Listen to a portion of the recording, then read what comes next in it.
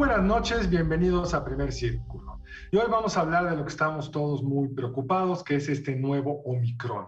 ¿Estamos realmente frente a una gripa o es todavía una enfermedad muy complicada? Y para ello hemos invitado al doctor Francisco Moreno. Bienvenido, doctor. Gracias por la invitación, un gusto estar con ustedes. Buenas noches a todos. Gracias, Francisco. Y a mí me gustaría, Carlos, si me permites decir que hay que reconocer que Francisco Moreno ha hecho en los últimos años, 2 años, una labor extraordinaria, brindando información a la ciudadanía, porque parte de responsabilidad, la mayor del gobierno, pero también hay una parte del comportamiento social, de lo que podemos hacer, de lo que sí podemos hacer.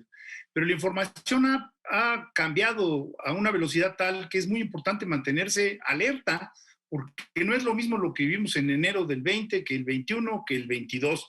Y entonces, pues yo más bien se me ocurre una batería, Francisco, de muchas preguntitas que andan en boca de la gente. Si ya estás vacunado, ¿hay riesgo o no hay riesgo? Sí hay riesgo, y más con Omicron, porque lo que hay que pensar es que es un virus bastante diferente al original y que las vacunas fueron hechas en base a la variante original. Lo que evita realmente la vacuna y que sigue siendo eficaz es en que te enfermes grave o que llegues al hospital o que fallezcas, que es al final del camino lo que queremos. Pero el problema es que sí te puedes infectar y puedes contagiar. Por eso los vacunados tienen que seguir siendo responsables de cuidarse. Ahora de que es una gripa, y entonces ya no me preocupo, y si te contagio una gripa. ¿Es correcto eso? No, no es una gripa, es una enfermedad respiratoria de la vía aérea alta más que de la baja, afecta menos los pulmones. Pero la realidad, y eso lo comento con mis pacientes que están bajos en defensas, una gripa puede matar a un paciente que está inmunosuprimido. Entonces, si lo quieres considerar una gripa, pues una gripa fuerte te lleva al hospital y te puede matar.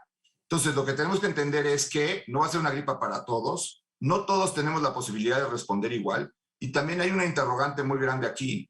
¿Qué va a pasar con el COVID largo que hemos visto con las otras variantes? Todavía no hemos tenido el tiempo para conocer si Omicron va a poner COVID largo, pero lo más seguro es que sí, porque es un virus de las mismas características. Entonces, no es una gripita. Hay que cuidarse y hay que tratar de no contagiarse. Omicron largo, virus largo, sería para recordar a nuestro público los efectos que pueden tener en el tiempo una enfermedad de estas características. Muy poco conocido hasta ahora, pero es un virus que realmente, dentro de lo que vamos viendo, te estabas dedicando a que la gente no se cayera al mar, que la gente que se caía al mar lo salvaras, pero una vez que lo salvabas y lo sacabas a la playa, ya no lo seguías. Y lo que estamos viendo es que muchos que salen a la playa siguen caminando chueco. Y ahora, ¿por qué están caminando chueco? Y apenas estamos teniendo un poco de tiempo para saber qué es lo que está pasando con esos que tienen ciertas secuelas a diferentes niveles, de sistema nervioso, depresión, ansiedad, angustias, taquicardias.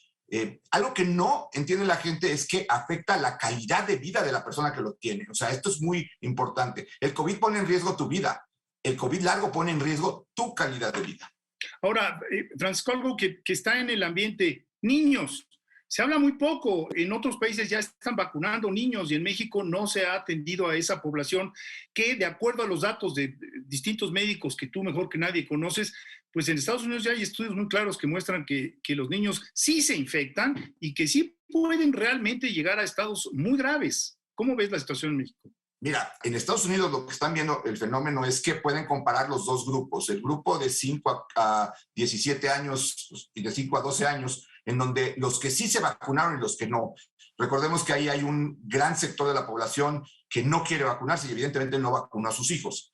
Y lo que hemos visto es que aún con la variante Omicron, hay 10 veces más ingresos al hospital en niños no vacunados que en los niños vacunados. Es decir, la vacuna te previene de una enfermedad que, al ser de vía respiratoria alta, muchos niños sufren croup o el asma o algún tipo de problema bronquial y acaban llegando al hospital. Entonces, además de que siguen siendo un grupo que va a seguir diseminando la enfermedad, el no vacunar a los niños es una necedad. No hay otra forma de verlo. ¿Por qué? Porque se hace en China, se hace en Cuba, se hace en Estados Unidos y aquí en México, por alguna razón... Y en varios países de América Latina, en Chile, en Brasil, si recuerdo bien, en Argentina. O sea, no es una cosa de países ricos que tienen el lujo de vacunar a sus niños. No, y incluso es triste, pero cuando ves cómo se reportan las cifras del porcentaje de la población vacunada, parecería que los niños no existen, porque dicen,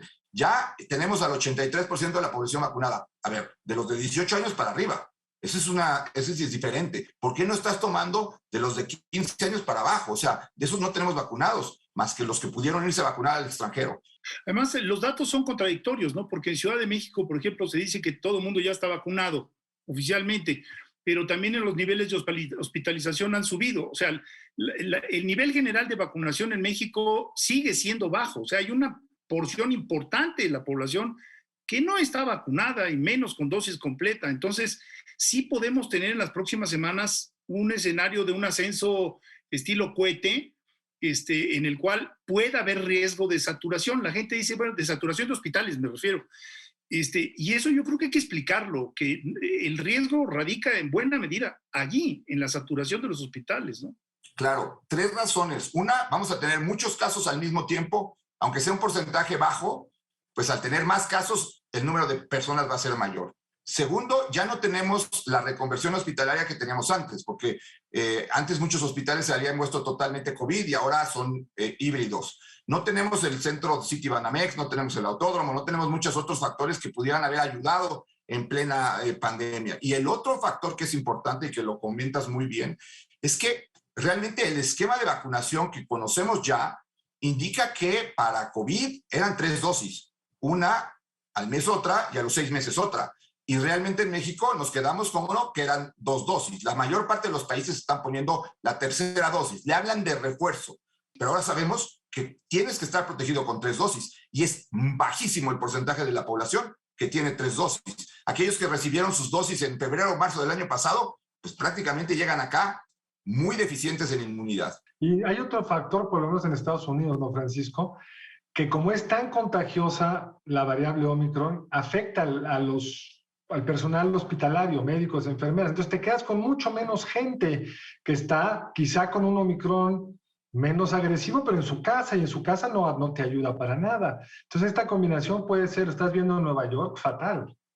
Claro, incluso pues eso movió al CDC a hacer una medida de salud pública más que una medida de prevención. Por eso se acortó el tiempo de aislamiento, el tiempo de confinación, pero es más para tratar de que no colapsen aerolíneas, sistemas de seguridad, hospitales, porque es tan contagiosa que de repente puedes tener 70 personas del personal médico infectado y entonces colapsas.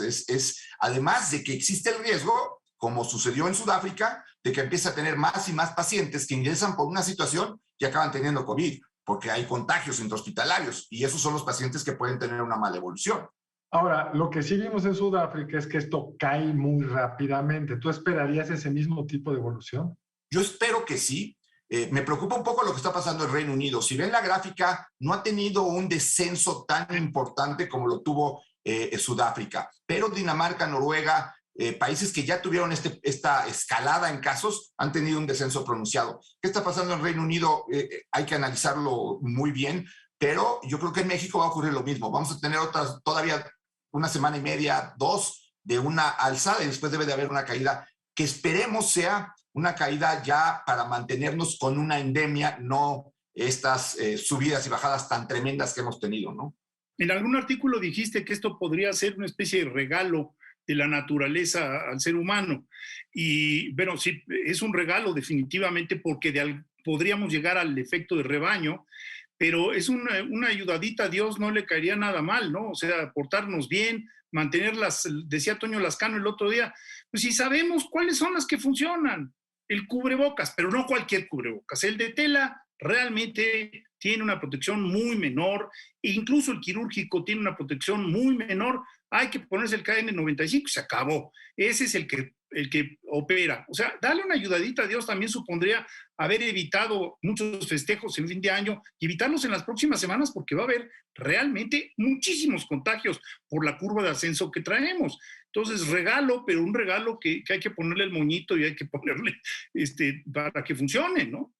Claro, y la otra cosa es que sí es un regalo, pero si sigue habiendo tantos contagios, siguen habiendo fábricas de virus y las fábricas de virus pueden crear una nueva variante y el regalo convertirse después en una mala jugada. Creo que eso también es otro punto por el cual tenemos que cuidarnos. Mientras más personas haya infectadas, también hay más fábricas de virus, porque todos nos volvemos una fábrica de virus y esos virus pueden volverse variantes que sean más complejas. Da la impresión que sí, que este virus es un virus en donde ya empieza a volverse un virus catarral, así se llama, y eso es lo que ha pasado con la mayor parte de las epidemias de este tipo de virus respiratorios. Pero, pues, si no nos ayudamos nosotros mismos, que no lo hemos hecho nada bien, no podemos depender de todo de la naturaleza. Ahora, la otra noticia que podría ser positiva es, como en el caso de la influenza, tener un Tamiflu, una medicina que pueda ayudar de forma importante en los casos que están empezando a hacerse grave. ¿Esas medicinas ya existen? ¿Estarán disponibles en México pronto? Mira, yo creo que van a estar disponibles en México por dos razones. Una, porque afortunadamente Pfizer y MSD, que son los que producen Paxlovid y Molnupiravir, que son los dos medicamentos orales, decidieron no darle patente. Eso fue un buen regalo de esas farmacéuticas. Entonces, ya están produciéndose en la India, en Singapur, copias de estos medicamentos que son buenos, sabemos que son muy buenos para copiar fórmulas y que van a estar disponibles en países a menor costo, porque todavía esos medicamentos siguen siendo pues entre 12 y 13 mil o 15 mil pesos la caja de 5 días. Y la otra es que vamos a tener que tener buenos protocolos para ver cómo se los vamos a dar y a quién se los van a dar. Porque si el problema es que se pone en la farmacia, puede llegar alguien y comprar 50, que eso es lo que pasa luego con los medicamentos aquí. Hay que entender que ahorita la gente vulnerable es la gente que debe de recibir los medicamentos, y para eso ya hay una serie de lineamientos que se están estableciendo de a quién sí darle el medicamento y no, porque si se lo vas a dar a tu hijo de 20 años porque te angustia, pues realmente se lo estás quitando a alguien que realmente puede tener problema. Entonces, toda esa logística tiene que crearse para que no vaya a ser que pues tengamos esos medicamentos, pero nunca estén disponibles para los que realmente lo necesitan. Ahora, a mí me gustaría regresar nada más a un punto. ¿Realmente podemos decir 3 semanas o vamos 3 semanas después que Estados Unidos? O sea, el pico de Estados Unidos fue el millón y fracción, y de alguna manera eso ocurrió hace 3 semanas. Y después empezó en México, en donde llegó la variante después y empezamos a registrar los casos y viene la subida, en cuyo caso sería la próxima mitad de enero, todo febrero y parte de marzo, siendo realistas para que viéramos una caída importante. ¿Estoy bien o estoy exagerando, Paco? Yo creo que va a ser antes. Afortunadamente yo lo veo como es como decía Carlos, tan pues vertical la subida, que la caída es así. Yo pensaría que va a ser enero y la mitad de febrero, y yo esperaría que realmente van a coincidir otra vez. Aquí coincidió la llegada de Omicron con las fiestas navideñas y de Año Nuevo, fatal. Pero yo creo que va a caer Omicron cuando llegue la primavera, y eso yo creo que nos va a ayudar mucho a poder salir de este problema ya en una forma mucho más realista, mucho más con una posibilidad de ver la vida no con la realidad del 2019, sino con una nueva realidad en la que sepamos que hay que tenernos que cuidar, pero con una mucho mayor tranquilidad de no estar pensando que me voy a contagiar en cualquier esquina. Pues con esta noticia positiva, con este pronóstico positivo, dado que el tiempo se nos ha acabado, Francisco, te querríamos agradecer mucho que nos hayas acompañado en este programa. Ha sido muy informativo, muy útil. Te deseamos mucha suerte en tu práctica médica, que es muy exitosa, y esperamos vernos pronto, en un par de meses, para confirmar este pronóstico y que andemos ya viviendo con el virus, pero sin estas angustias, de una forma, digamos, un virus más de una humanidad que siempre estará enfrentando nuevos riesgos. Muchas gracias, Paco. Muchas gracias y feliz año a todos y feliz año al auditorio. Mil gracias, Francisco, y nos vemos aquí en la próxima emisión de Primer Círculo. Muy buenas noches a todos ustedes. Nos vemos el lunes entrante aquí en Primer Círculo.